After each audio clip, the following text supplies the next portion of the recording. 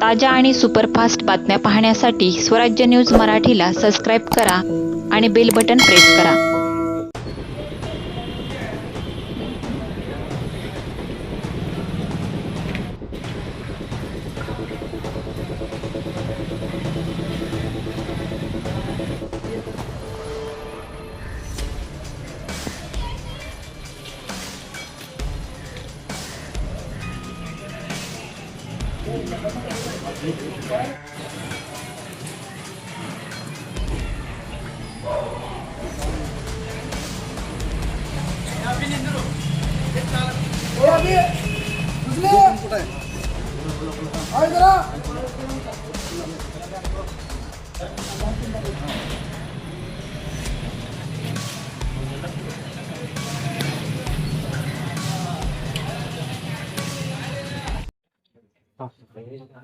नमस्कार.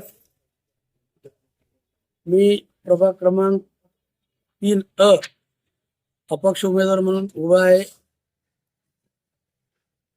मला सगळ्यांनी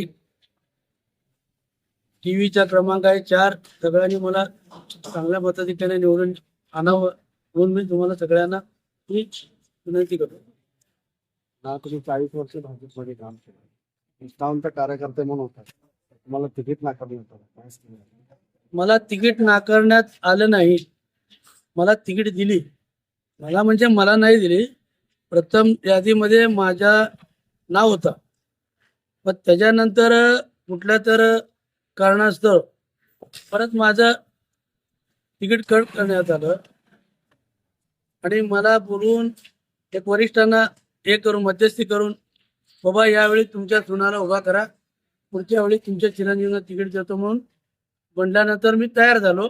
माझ्या सुनाचा फॉर्म वगैरे तयार करण्यासाठी जवळजवळ तिथनं मी आला आणि आमच्या चिरंजीवला सांगितलं, बाबा जाऊ दे, ते वरिष्ठ लोक सांगायला लागले त्यांचं ऐकून, यावेळी तुझ्या मिसेसचं भरून टाक म्हणल्यावर माझ्या मुलांनी रात्रीचे 2:30 वाजेपर्यंत कागदपत्र तयार करून दुसऱ्या दिवशी 11:30 वाजता फॉर्म सबमिट केले. त्याच्यानंतर बी फॉर्म ज्यावेळी सबमिट करत असतात त्या जवळजवळ 2:30-2:45 वाजेपर्यंत त्यांचं बी फॉर्म आलं नव्हतं, तर ते आणले, सगळ्याच बी फॉर्म आणले. त्यामध्ये आमच्या अध्यक्षा रोहिणी तडवळकर, आमदार सचिनजी कल्याण शेट्टी व नरेंद्र काळे हे लोक बी फॉर्म आणून सबमिट केले आणि माझ्या चिरंजीवला डन म्हणून असं सांगून तुझ्या मिसेसचं काम झालं असं त्यांनी शुभेच्छा दिल्या.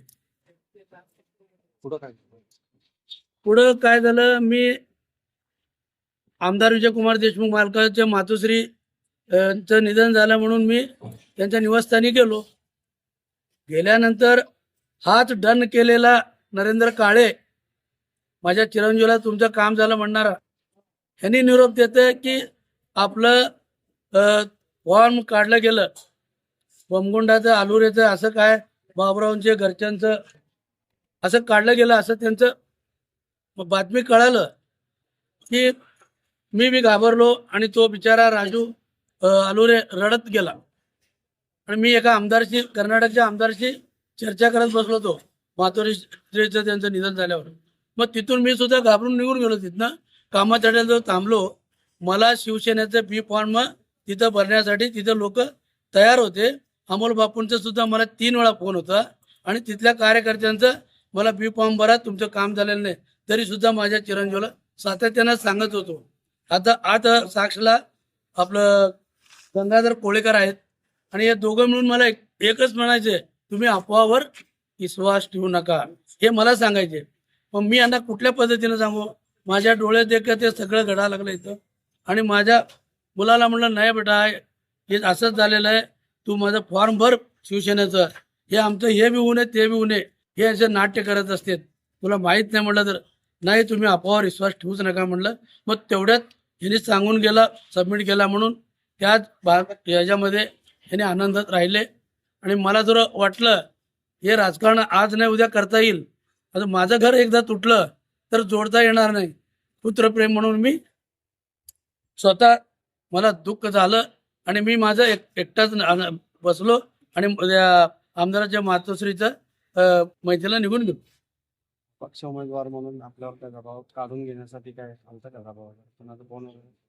आमच्या नेते जय मल्हार क्रांती संघटनेचे संस्थापक अध्यक्ष माननीय दौलत नाना शितोळे यांनी महायुतीमध्ये आहेत, भारतीय जनता पार्टीचं एक पक्ष म्हणून त्यांनी सोलापूर जिल्ह्याला बाबुराव जमादारला एक तिकीट द्या असं त्यांनी यांना पत्र दिलेत. तिन्ही आमदारला, पक्षाला आणि विजय देशमुखांना आणि रोहिणी तळवळकरांना यांनी मान्य केले. आणि त्यावेळी मी नागपूरला गेलो असताना हे सगळे होते तिथे. आमच्या नेत्यांना आमदार विजयकुमार देशमुख यांचं नागपूरचं निवासस्थानी बोलून घेतले. 3 तास चर्चासत्र झालं. तेव्हा आमदारांनी म्हणले की यावेळी काय तर करू आपण आणि करून टाकू. मग तेवढ्यात आमचे नेते काय म्हणले, मालक बाबुरावांना काय पैशाची जर कमतरता पडत असेल तर मी स्वतः खर्च करतो.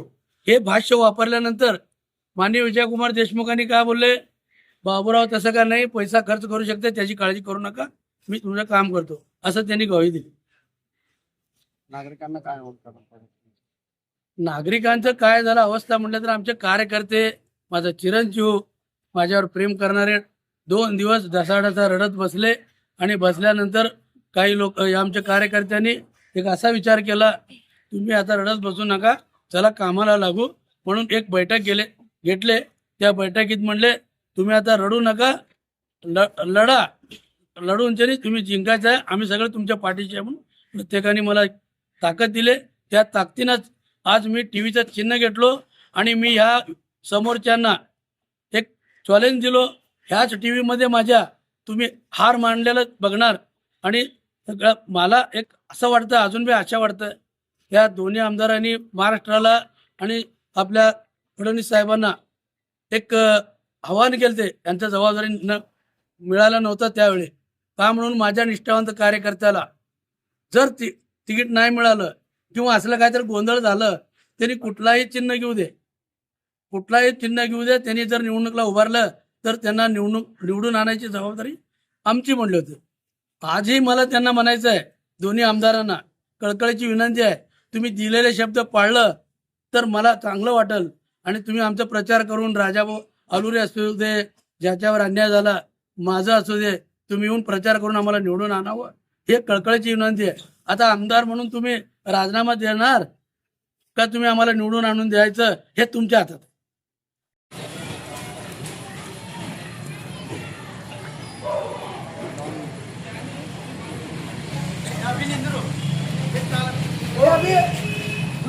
कुठे आहे?